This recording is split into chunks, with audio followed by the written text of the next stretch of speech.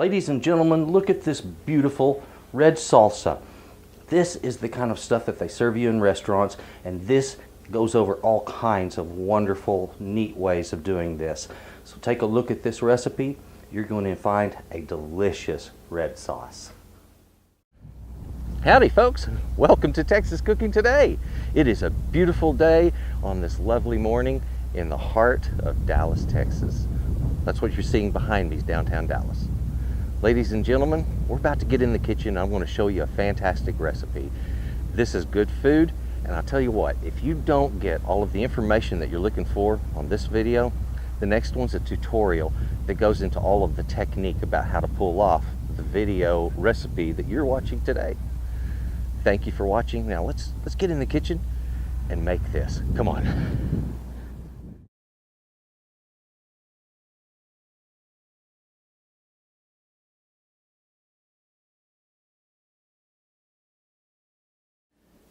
Today I'm going to be making salsa. Now, this is a red salsa. If you've ever been to a Mexican restaurant, you've sat down and they brought you some chips and a beautiful red dip, that's what we're going to make today. We're going to make that wonderful red salsa. This is not hard to do, and it can be done with fresh ingredients. It's delicious, it's healthy, and folks, we need to get busy. Let me show you these ingredients and we'll get started. As you see, we've got some really good looking stuff here. What we're going to be using to make our red sauce is starting with tomatoes. We're going to be using tomatoes, whether they're canned or fresh. You can do either one, guys. And I'm going to get into the particulars of why canned might be better for you. I know it sounds weird, but there are reasons. You're also going to need some onion. You're going to need some chilies. Now, red sauce isn't red sauce without the chilies. If jalapenos are too hot for you, go with something milder like a poblano. That's what this is. You can also use something like a bell pepper. Those work well too. In addition, we're also going to want some garlic and cilantro. Here I have a little lime juice to kick up some spiciness in the dish and a bit of salt just to bring out the flavors and make them sparkle. Guys, that's all there is to it. Very simple ingredients and a very delicious recipe. Before we get into making this salsa, I wanted to give you the tomato talk, okay? This will be quick. Tomatoes, the only way you're going to get a really vine-ripened tomato is by either going to the farmer's market when they are in season, or going to a local hothouse if you have one, or you can grow your own. Ladies and gentlemen, when you go to the grocery store and you get a little vine and it has tomatoes that are red that are hanging from it, well, while the industry can get away with saying that's vine ripened because the tomato turned red on a piece of vine, it's not what farmers meant when they first came up with the term vine ripened, okay? It wasn't the food industry that came up with the term vine ripened. No, it was farmers a long time ago. And what it refers to is a tomato that turns red while it's still hanging on the plant and the plant is still planted in the ground. Now, the reason you can't get a vine-ripened tomato in the grocery store is because it will be gooey and mushy by the time it hits market. They have to be consumed within 2 days after being picked. Otherwise, they're not worth selling. They can't sell them. So what happens to every one of those red tomatoes that they pull off of the vine in the field? All of them, ladies and gentlemen, go into canning. All right?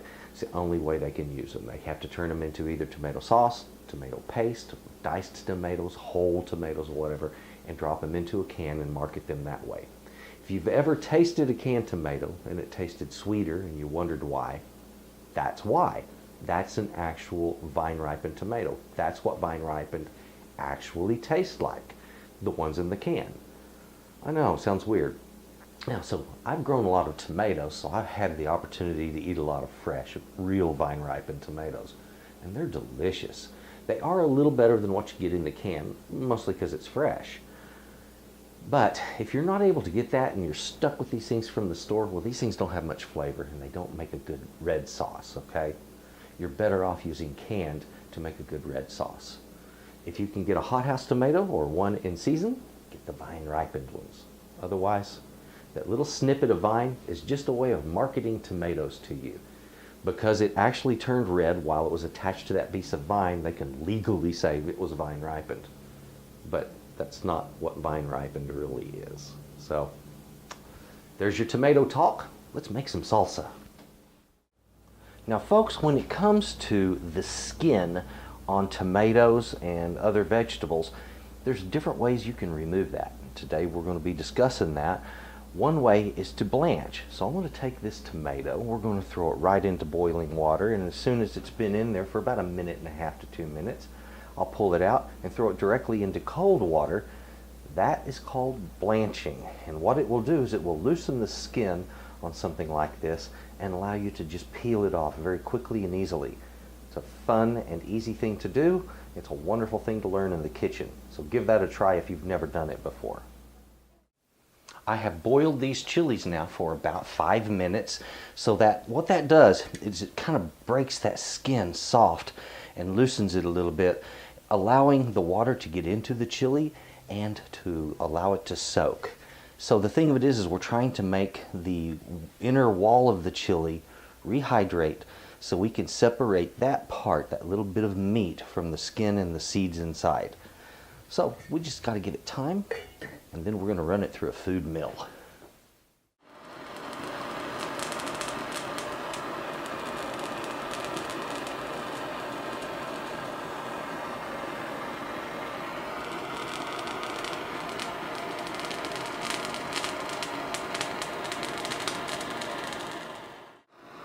This is the fastest way I know of to do this one job. Now folks, that torch method is honestly the fastest way I know of doing this. And if you want to strip that skin quickly, use a paper towel and just go at it, okay? Now some might say, oh, you're removing the oil underneath. If you're going to be that picky about it, then go ahead and just pull it off with your fingers. However, either method is going to work okay for you. So don't be afraid of trying some of those new ideas. And a torch for the kitchen, guys, that's just pretty much standard stuff for a lot of chefs, okay? Now we're getting everything ready. We've removed the skin from these chilies by charring it off. And I'm going to dice up this onion. I don't need to be pretty on any of my cutting. I just need to cut it down so it'll fit into a blender, all right? And we're also going to take care of processing this. I don't believe in using raw garlic in anything, so we got to cook that off just a little bit before we blend it down. I've just cooked off my garlic in olive oil and put it up here in my blender. Now I'm going to put the rest of my ingredients in there with the exception of the cilantro. Never do the cilantro in the blender because it can bitter your salsa. You want to add it at the end. It will add a bitter element, but you want it to be a fresh bitter. But what it'll do if you put it in the blender is a lot stronger. So I like to add it afterwards. Get everything in there and get it blended, and once it's nice and smooth, you've got your salsa. Now folks, those dried chilies that we put down in that hot water have been soaking there for a little while. I'm ready to take these. I'm going to run them through a strainer like this to separate the water off, and then I'll put them right here in this food mill, and I'm going to mill it out. Now you can try a different method. If you don't own a food mill, you can run it through the blender, but you're going to get those skins in there again and all the seeds, and it's not going to be a good quality. If you use a food mill like this, and these don't cost very much folks, then you're going to get the fine quality of a really, really top-notch paste, like what a professional chef would give you in a good top-notch kitchen. So that's what we're going to do here. Now that I have finished with my making this wonderful chili paste from those Pequin chilies, I can put that in here with some of my sauce and the cilantro, and we have our salsa. Now folks, on the quantities that we have used in this salsa today, it's very simple.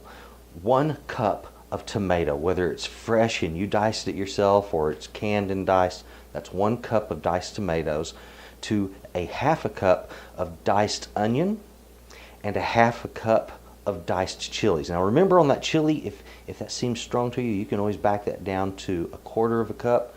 But for me and my likes, I like it's a little stronger, so I went with half a cup. On the cilantro, you're only going to need 1 to 2 tablespoons of that chopped, all right? And remember, you can always add cilantro, but you can't take it out, and never add it when you're blending, okay, because it'll bitter. Your garlic, anywhere from 2 to 4 cloves of garlic for this recipe, and this is a couple of tablespoons of lime juice, and we have some salt there. It's going to be just a pinch of salt. Now folks, if you want to use dried chilies, that's fine, but after you make a chili paste, and do that first, then use anywhere from 1 to 2 teaspoons of that chili paste added to that recipe, and that'll really bump up the flavor on it a lot. Guys, there you have it. A beautiful red sauce. You learned a lot on this one. It's a great, simple recipe, but it's got banging good flavor that should be enjoyed. Folks, this one belongs on your table. It's well worth enjoying.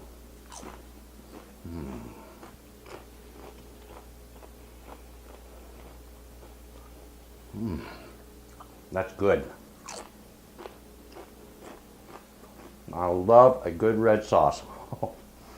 It's a kind of recipe, it stands out. And you can tell it's got those hot flavors in there, those really cooking flavors. And that comes from that chili paste, as well as using fresh ingredients. Guys, this is the way to do it. Thank you very much for watching. If you would, please subscribe to my channel. Please share this video.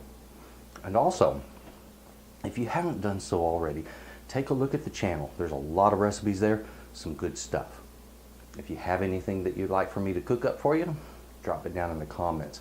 I love suggestions. And folks, you have a good day, all right? Yes. Well, there it is, folks. A wonderful recipe.